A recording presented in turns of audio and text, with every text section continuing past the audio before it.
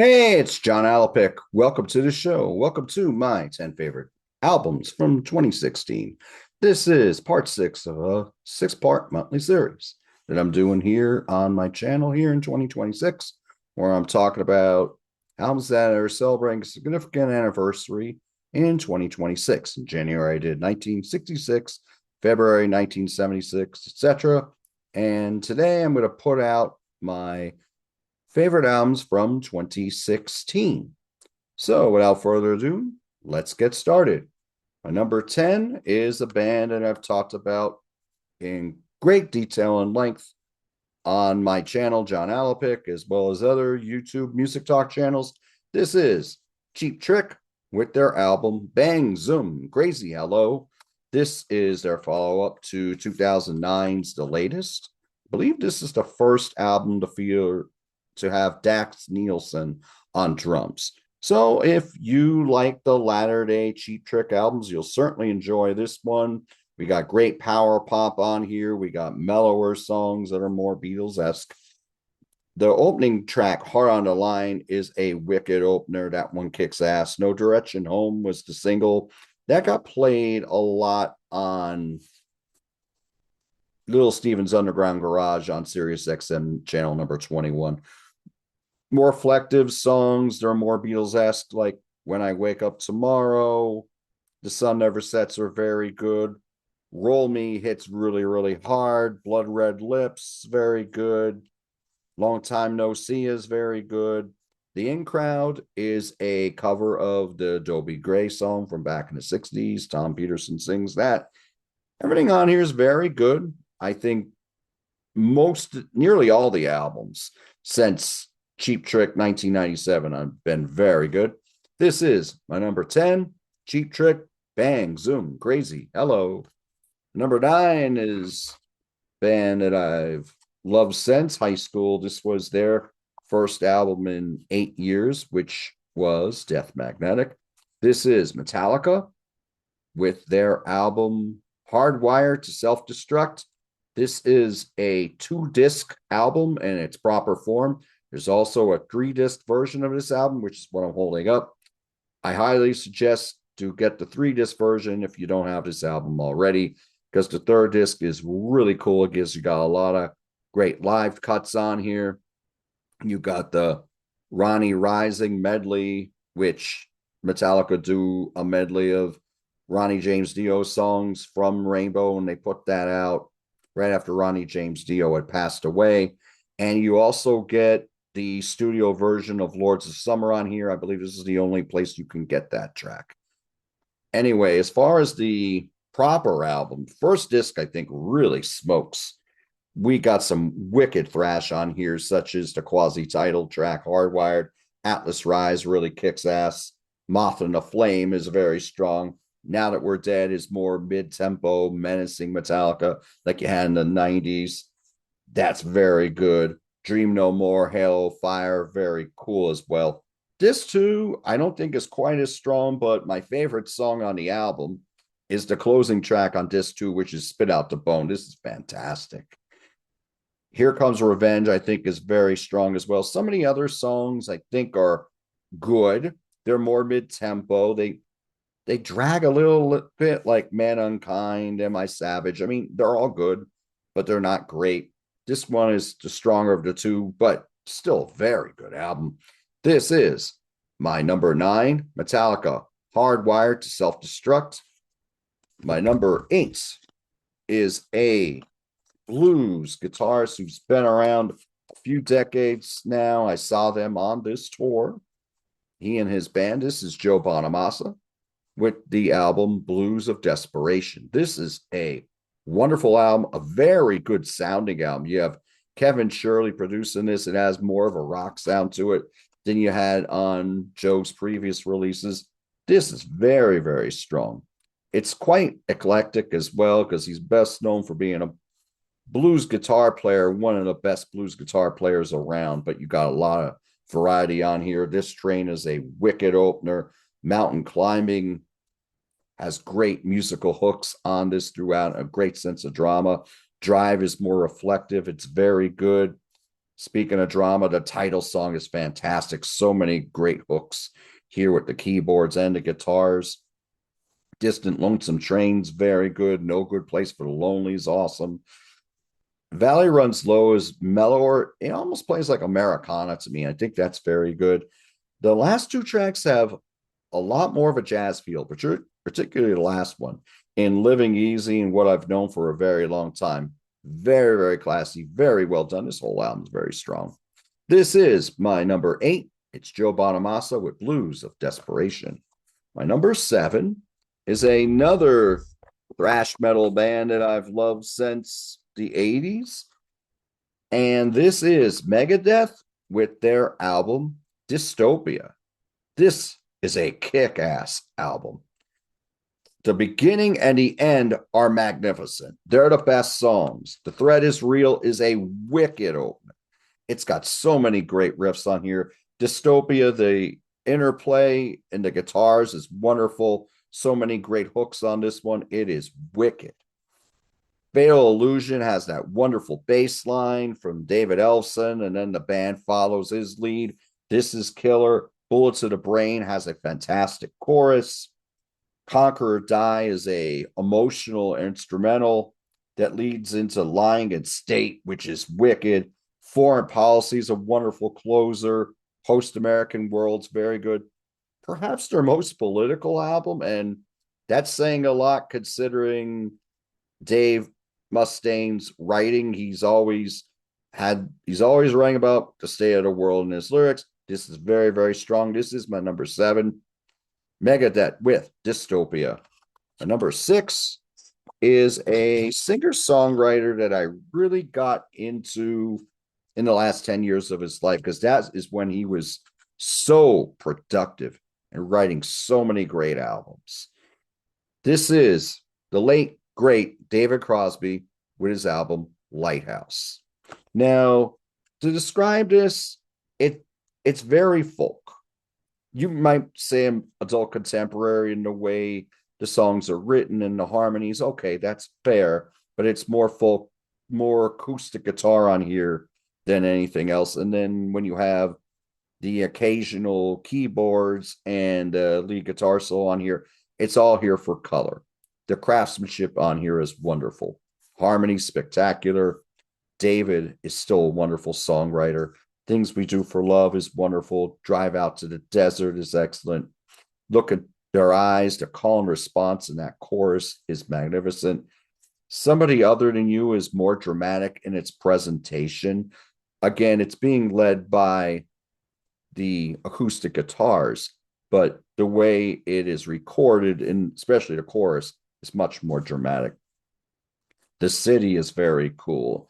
That's more upbeat. It's got another wonderful chorus on here, a great short guitar solo on it as well. What Makes It So is very good. By the Light of Common Day is excellent. All the songs on here are very, very good. And I cannot recommend the last 5 studio albums by David Crosby enough. They are magnificent. So this is my number 6. This is David Crosby with Lighthouse. Okay, my number 5 is a band that's been around forever, but this was the first album by this version of Santana since 1973. This is Santana with Santana 4. We have 5 of the members that put out Santana 3 and Caravanserai on this album. We have Carlos Santana, Neil Schon, Greg Raleigh, Michael Shreve, and Michael Carabello, who were part of the classic version of Santana. And we also have Benny Riffield on bass and Carl Peraza on timbales, percussion, and vocals. Criticism about this album is it's too long. It's 75 minutes. I would say that's true, but there's not a lot on here that I would cut off. Most of this is excellent.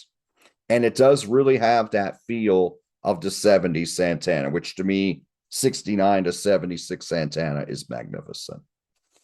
Yambu is a cool opener. Shake It is wicked. The guitar interplay here between Carlos and Neil and The rhythm section on here is fantastic. Anywhere You Want to Go was the single. It does have a very strong 70s feel. It's very, very catchy. Fillmore East is a beautiful atmospheric instrumental, which is wonderful. It just takes you to another place. It is fantastic. Roland Isley does lead vocals on 2 tracks, Love Makes the World Go Round and Freedom of Your Mind. Love Makes the World Go Round is fantastic. One of the highlights on here. Other great tracks on here, Blues Magic, Akizo are both very good. Come As You Are would have worked best as the closer. Forgiveness is very good too. That's the closer. Some of these other songs sound a little like they would have been on Supernatural or Shaman, like Choo Choo and Caminando and Leave Me Alone.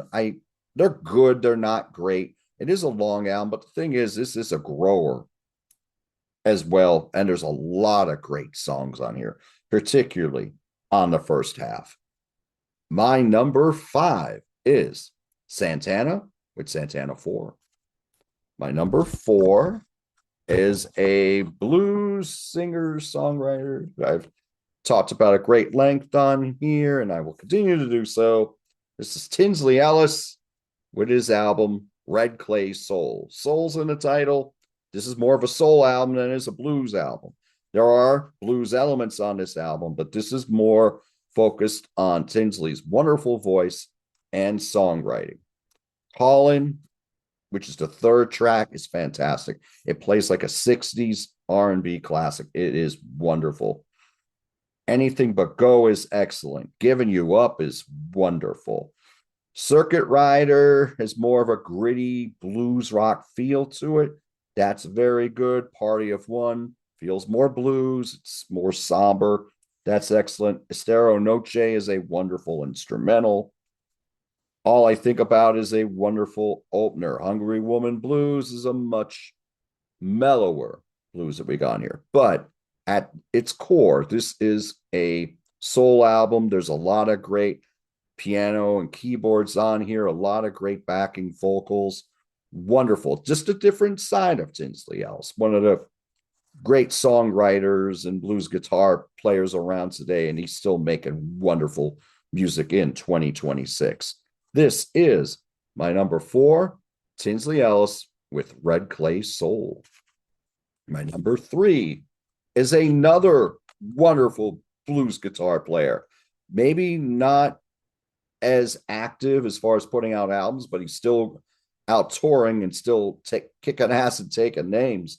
This is Gary Hoey with his album Dust and Bones, and I got to meet Gary and see him on this tour. This is a fantastic album. We got a lot of different kinds of blues on here. A song like Born to Love You is like a dead ringer for a ZZ Top song here. Even Gary's vocal on here sounds a lot like Billy Gibbons. It is wonderful. Who's Your Daddy is more faster paced, and that kicks ass. Steamroller, a tribute to Johnny Winter, is wonderful. The title track is excellent. Coming Home is a ballad. It's a duet with Lita Ford, and they both sound wonderful on here. Lita's on the vocal here, not the guitar. We still got Gary on the guitar, but it's an excellent track. Ghost of Yesterday and This Time Tomorrow have elements of Robin Trower to them.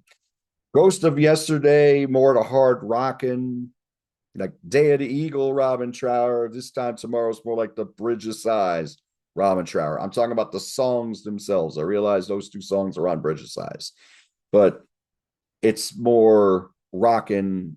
Ghost of Yesterday is. This Time Tomorrow is more eerie and more reflective.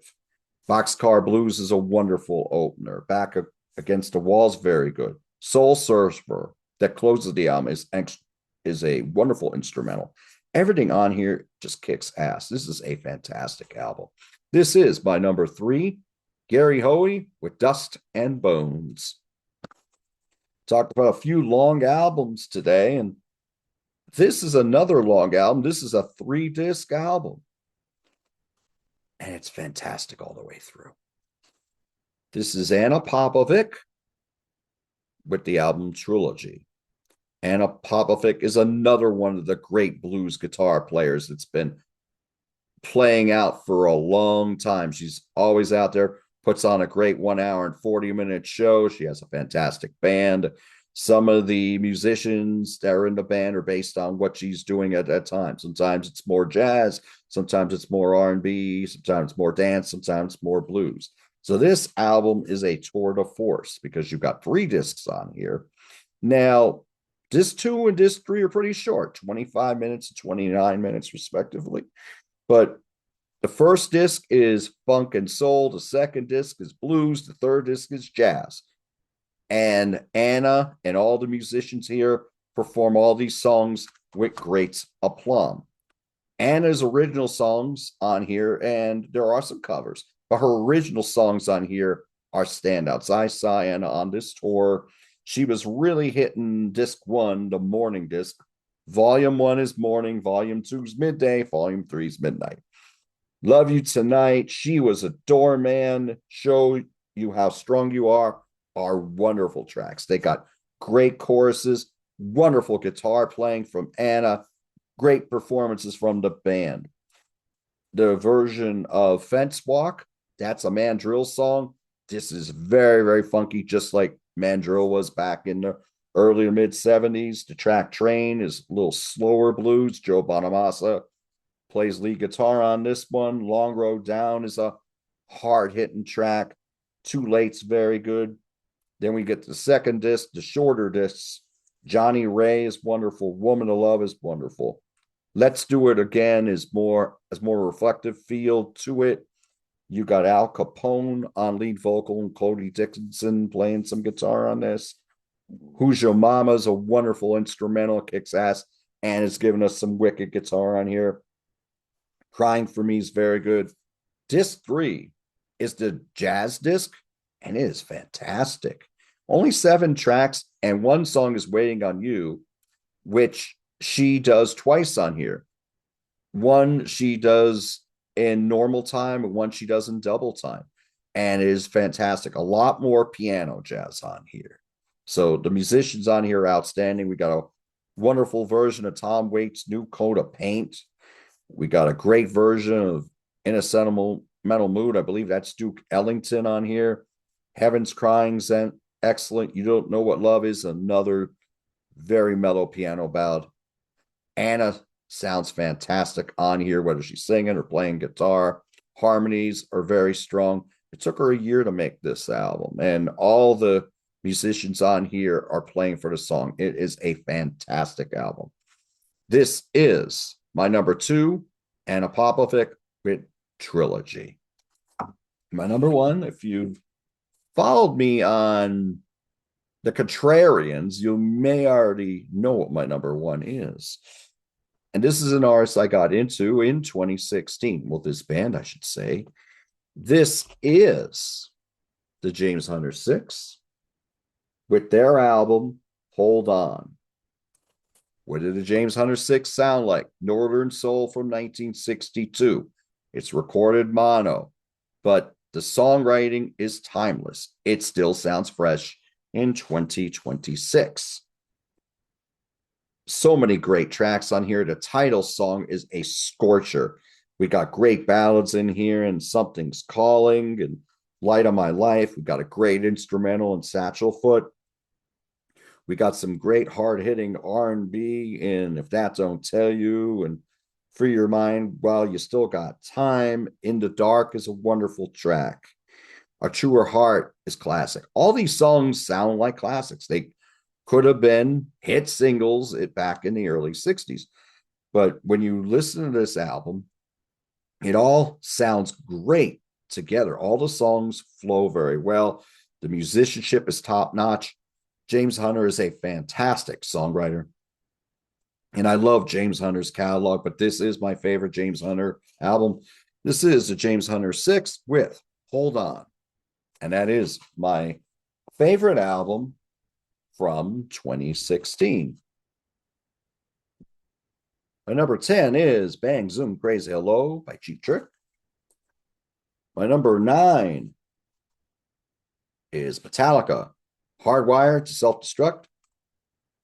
My number 8 is Joe Bonamassa, Blues of Desperation. My number 7 is Megadeth with Dystopia. Number 6 is David Crosby with Lighthouse. Number 5 is Santana with Santana 4. My number 4 is Tinsley Ellis with Red Clay Soul. My number 3 is Gary Hoey with Dust and Bones. My number 2 is Anna Popovic with Trilogy. And my number 1 is the James Hunter 6 with Hold On. And I know Zoom's doing some crazy things here because I'm holding up vinyl. So these are my 10 favorite albums from 2016. Some other great albums that I like from 2016 include A Sailor's Guide to Earth by Sturgill Simpson, which I just got into recently. So that's why I don't have that listed here. I love Porter Nickerson. That is Willie Porter and Carmen Nickerson. Bonfire to Ash. That is another wonderful album. I also like Anthrax's For All Kings. I believe that's their last studio album to date, and they're supposed to come out with an album in 2026.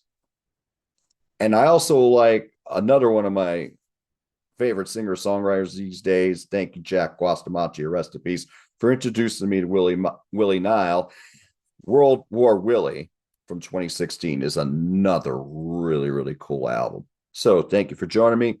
What are your favorite albums from 2016? Would any of these be among your favorites? Please let me know in the comments. Thank you for joining me. I'll talk to you soon.